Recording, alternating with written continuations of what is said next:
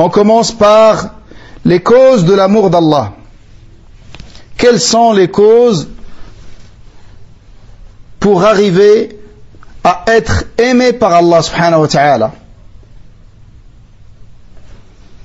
L'imam Ibn al-Qayyim a cité 10 causes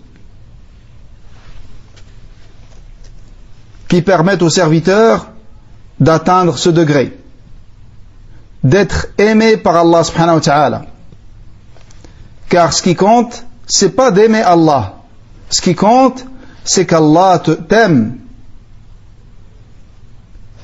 Ce qui compte, c'est qu'Allah subhanahu wa ta'ala t'aime. La première cause qu'il a citée, rahimahullah, c'est la récitation du Coran avec méditation et compréhension de ses sens et de savoir ce qui est voulu par ces versets. De la même façon que les étudiants en sciences, quand ils étudient un épître dans le fiqh, dans le nahu, tu vas trouver qu'ils vont le mémoriser, ils vont l'étudier et l'étudier auprès d'un savant et prendre son explication et la comprendre jusqu'à comprendre chaque détail dans cet épître. C'est ça qui est visé ici. C'est de connaître tous les détails de ce livre, Al-Qur'an al-Karim, la parole d'Allah subhanahu wa ta'ala, avec laquelle il a parlé réellement, comme il convient à sa grandeur et sa majesté. Et l'état de celui qui a ce message de la part d'Allah subhanahu wa ta'ala, qui a la parole d'Allah entre les mains, son bien-aimé, et il ne comprend pas ce qu'il lui dit.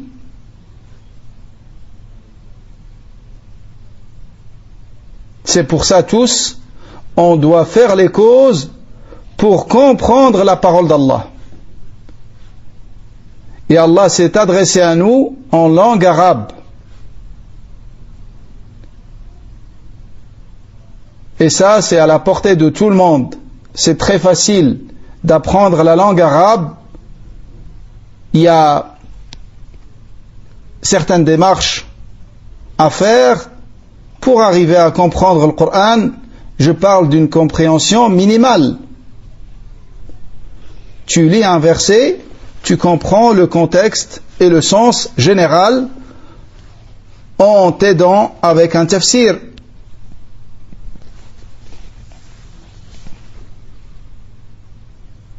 Et ça peut commencer par connaître le sens des mots.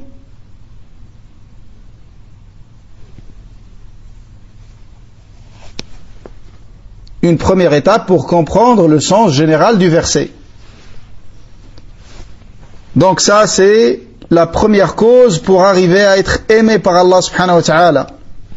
C'est la récitation et la lecture de sa parole et sa compréhension, sa méditation.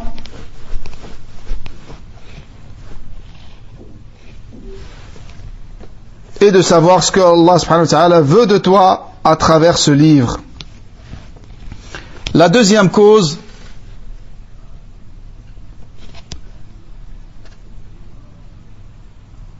c'est de multiplier les actes surrogatoires après les obligations. Car les actes surrogatoires permettent d'arriver à l'amour d'Allah subhanahu wa ta'ala. Comme dans le hadith al-Qudusi, وَمَا تَقَرَّبَ إِلَيَّ عَبْدِي بِشَيْءٍ هُوَ أَحَبُّ إِلَيَّ مِمَّا افْتَرَضْتُهُ عَلَيْهِ. Jamais mon serviteur ne s'est rapproché de moi avec quelque chose que j'aime plus que ce que je lui ai prescrit. La meilleure chose avec laquelle tu te rapproches d'Allah, c'est les obligations. وَلَا يَزَالُ عَبْدِي يَتَقَرَّبُ إِلَيَّ بِالنَّوَافِلِ حَتَّى أُحِبَّهُ. Et mon serviteur ne cesse de multiplier les actes surrogatoires jusqu'à ce que je l'aime. Donc, ça c'est la deuxième cause. c'est de multiplier les actes surrogatoires après les obligations. Ne va pas dans le surrogatoire alors que tu négliges les obligations. Commence par l'obligation. Si tu es redevable par une obligation, commence par l'obligation. Et ensuite, fais ce que Allah te permet comme surrogatoire. Et le surrogatoire, c'est pas forcément en quantité. Comme dans toutes les adorations, et ça nous l'avons vu d'une manière détaillée. Ce qui compte, c'est ce qu'il y a dans le cœur. C'est pour ça, il y a des gens, avec très peu d'adoration surrogatoire, ils peuvent dépasser des gens qui ont énormément d'adoration surrogatoire. On ne parle pas de l'obligation. Tout le monde est concerné par les obligations. Mais, avec moins de surrogatoire, il peut le dépasser. En fonction de ce qu'il y a dans son cœur. Quand il dit Subhanallah, est-ce qu'il le dit avec méditation, avec compréhension, avec glorification d'Allah, avec exemption d'Allah subhanahu wa ta'ala de tout défaut et de tout manquement? Est-ce qu'il a ces sens qui sont présents dans son cœur, ou c'est une simple parole qu'il répète avec la langue? Faut pas désespérer.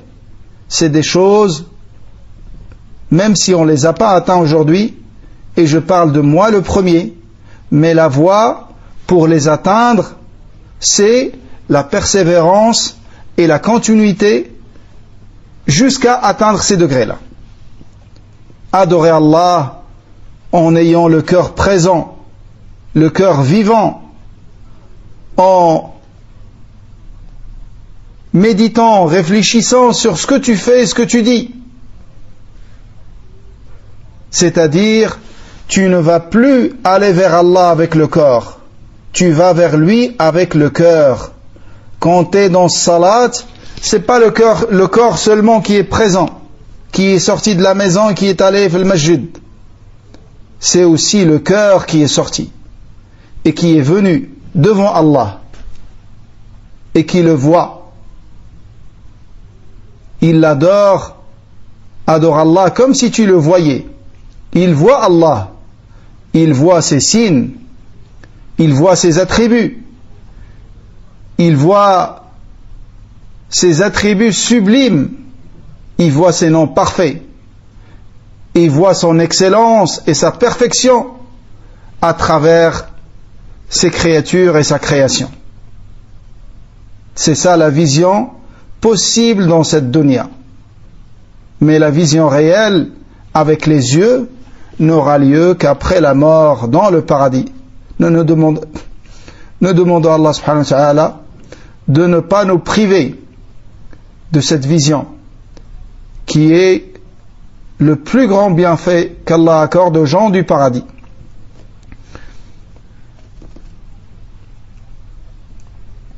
La troisième cause,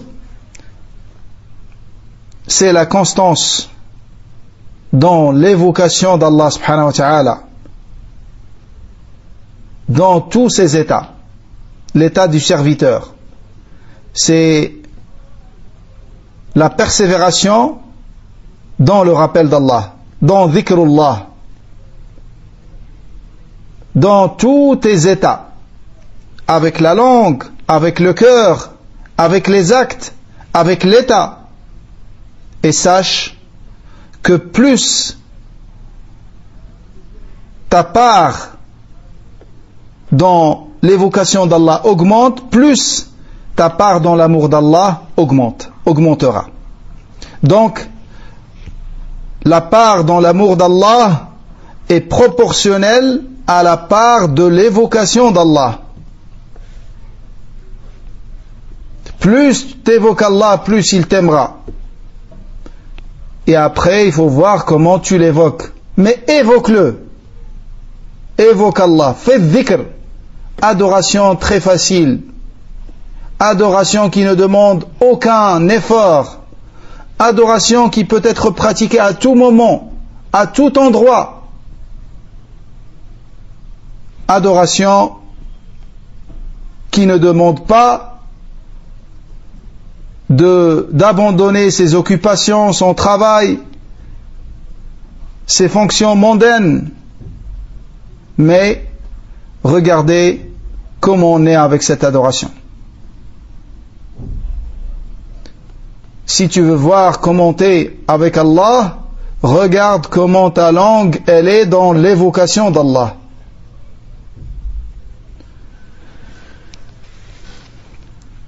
La quatrième cause, c'est de préférer ce que Allah aime à ce que toi t'aimes. De passer ce que Allah aime devant ce que toi t'aimes. Et ça, c'est pas en temps normal. Car en temps normal, beaucoup de gens y arrivent. Il dit, rahimahullah, dans les moments où les envies sont fortes, est-ce que dans ces moments-là, yani t'as rien à faire, tu vas assister à un cours. Tu n'arrives pas à t'occuper, tu vas lire le Coran. Tu as fini toutes tes activités, tu lis un livre de religion. Non, c'est pas ça qui est visé ici. Ce qui est visé ici, c'est de faire passer ce que Allah aime devant ce que tu aimes dans les moments où les envies atteignent les summums.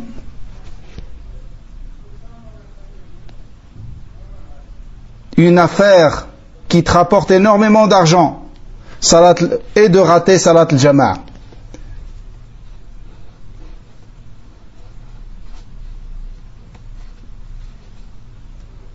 Comme exemple, qu'est-ce que tu fais passer en premier? Et ça, préférer ce que Allah aime à ce que t'aimes dans les moments d'envie forte, c'est le chemin vers l'amour d'Allah subhanahu wa ta'ala. Et c'est ce qui permet de surmonter les difficultés et les épreuves, quand bien même ces dernières sont difficiles. C'est ce qui permet, il dit, d'escalader quand bien même la montée est difficile.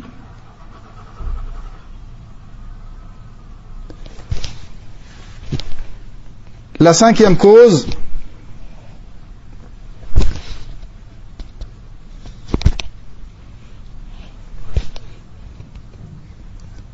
c'est de voir avec le cœur les noms d'Allah et ses attributs, de les connaître et de les voir. Et de balader son esprit dans ces jardins de la connaissance d'Allah subhanahu wa ta'ala. Car celui qui connaît Allah avec ses noms et ses attributs et ses actes, il l'aimera sans aucun doute. C'est pour ça, Al-Mu'attila, ceux qui renient les noms et les attributs d'Allah, et le Jahmiya, en réalité ce sont des brigands, ceux qui coupent la route, des brigands qui empêchent les cœurs d'atteindre leur bien-aimé, Allah subhanahu wa ta'ala. La sixième cause, c'est de réfléchir sur la bonté d'Allah subhanahu wa ta'ala et sa bienfaisance, et de méditer sur ses bienfaits et ses grâces sur toi, ses bienfaits apparents et cachés, car ça, c'est une cause d'aimer Allah et que tu te fasses aimer par Allah subhanahu wa ta'ala. Le serviteur a été créé comme ça. Il aime ceux qui sont bienfaisants avec lui. Si tu veux gagner l'amour d'une personne, donne-lui, offre-lui des cadeaux. Elle t'aimera. L'être humain est comme ça. Alors que dire quand toi tu te rappelles les bienfaits d'Allah sur toi? وَإِن تَعُدُّوا نِعْمَةَ اللَّهِ لَا تُحْصُوهَا. Ces bienfaits dont tu n'as même pas conscience de la grande majorité de ces bienfaits. Tu n'as jamais réalisé que c'était un bienfait. Tu respires, tu manges, tu dors, tu te réveilles. Les bienfaits d'Allah subhanahu wa ta'ala, on ne peut même pas les compter. Et la grande majorité des bienfaits d'Allah sur nous, la plupart des hommes ne les réalisent même pas, jusqu'à les perdre. Combien de fois par jour on réfléchit sur le bienfait de la santé, le bienfait de trouver de quoi manger, et avant ces bienfaits, comme on a vu dans le cours précédent, là on parle des bienfaits de dunya, sur lesquels tout le monde est d'accord, mais les plus grands bienfaits d'Allah sur nous, c'est les bienfaits religieux, le bienfait de la foi, le bienfait de la guidée, le bienfait de Al-Qur'an, le bienfait de Salah, et ainsi de suite. Médite sur ces choses-là, sur ces sens-là, ça augmentera ton amour pour Allah subhanahu wa ta'ala. Et Allah t'aimera par conséquence. Ni'ma d'être guidé dans la sunna et dans la salafiyya. Peut-être que tu ne maîtrises même pas la langue arabe. Et Allah t'a guidé dans la sunna. C'est un bienfait immense. Wallahi, je ne peux pas l'exprimer avec les mots. Quand tu lis dans les biographies des hommes de science, des très grands savants qui se sont égarés de la sunna, et certains parmi eux, après l'avoir connu, Wallah al-Musta'an, et parmi les contemporains, regarde combien de personnes a dévié de la sunna, après avoir été un savant dans la sunna. Et toi, t'es toujours attaché à la sunna. Pourquoi? Est-ce que parce que tu l'as mérité? À cause de ta science? À cause de ta piété? C'est un pur bienfait d'Allah subhanahu wa ta'ala sur toi. Et personne n'est à l'abri de l'égarement.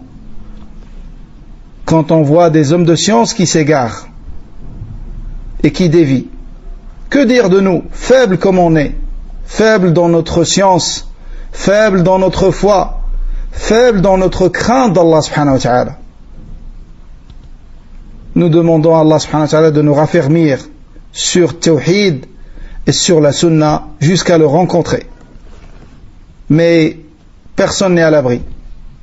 Le Nabi alayhi salatu wassalam, l'invocation qu'il faisait le plus, Ya muqallib al-qulub thabbit qalbi ala dinik. Ça, c'est ce qu'il disait le plus dans ses invocations.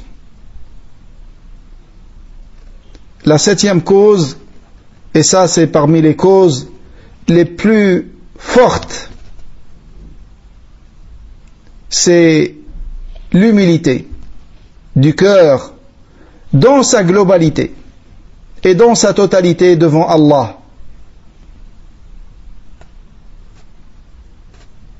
Et il dit, rahimahullah, l'imam Ibn al-Qayyim, il dit que dans l'explication de ce phénomène, de cette grande adoration, l'humilité du cœur devant son Créateur, il dit qu'il n'a que les termes et les mots. c'est comme s'il voulait dire qu'il n'a pas connu la réalité de cette adoration, qu'il ne l'a pas goûté. Et ça, c'est de par sa modestie, rahimahullah.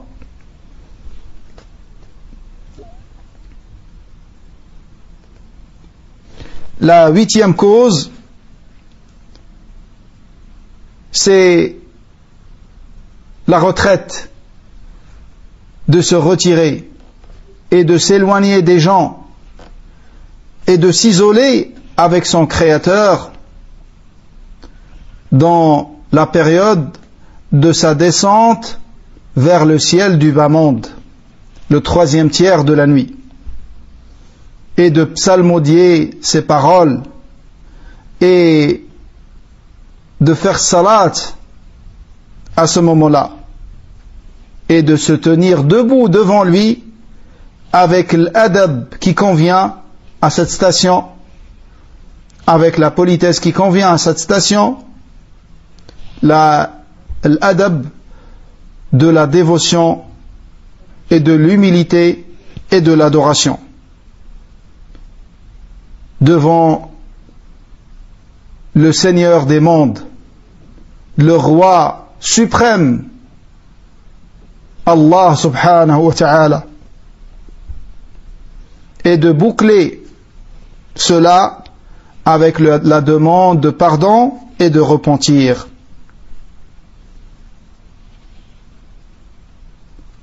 Que dire des gens qui n'arrivent pas à ce moment, ce 3e tiers de la nuit, ils n'arrivent pas à quitter leur lit et être devant leur Créateur, ne serait-ce qu'avec le corps. Là, il dit de venir avec le corps et le cœur. Un cœur présent, un cœur vivant. Nous demandons à Allah subhanahu wa ta'ala de nous faire miséricorde et de nous pardonner notre manquement et nos négligences. La 9e cause, c'est les assises des pieux, les assises de ceux qui aiment Allah et qui sont sincères dans cet amour et qui sont véridiques dans cet amour. Et à la tête de ces hommes-là, les savants de la sunna, et d'assister à leurs assises et d'en tirer profit et de se tenir à écouter et de ne jamais parler ou s'exprimer que quand il y a un intérêt prédominant. Sinon, garder le silence et se tenir et se limiter à tirer profit de leurs paroles et de leurs discours. La 10e et la dernière des causes, c'est l'éloignement de toute cause qui fait barrage entre le cœur et Allah subhanahu wa ta'ala. Toutes les choses qui éloignent le cœur d'Allah subhanahu wa ta'ala. Et ça, comme l'excès dans les choses autorisées et permises,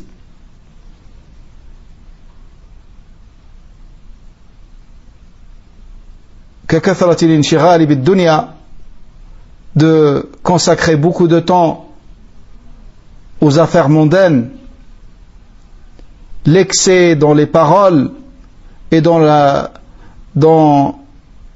nourriture, dans les boissons et dans le sommeil, sans parler des péchés, des innovations et des actes d'associationnisme. Tout ça éloigne le cœur d'Allah subhanahu wa ta'ala. Éloigne le cœur d'Allah subhanahu wa ta'ala. C'est à travers ces 10 causes, il dit rahimahullah, que ceux qui aiment Allah sont arrivés à cet amour. Et c'est à travers ces 10 portes qu'ils sont arrivés devant leur bien-aimé. Ces 10 causes qu'on peut résumer en 2 points. Le premier, le premier de ces 2 points, c'est la clairvoyance. La science, al-ilm al-nafi', la science profitable, tirée du livre d'Allah et de l'authentique de la sunna de son messager alayhi salatu wassalam, avec la compréhension des pieux prédécesseurs. Ça, c'est la première clé de cet amour. La deuxième, c'est la préparation de l'âme à cette affaire, cette grande affaire d'être aimé par Allah subhanahu wa ta'ala. Et comment la préparer? C'est avec ce qu'on a vu, notamment ces 10 causes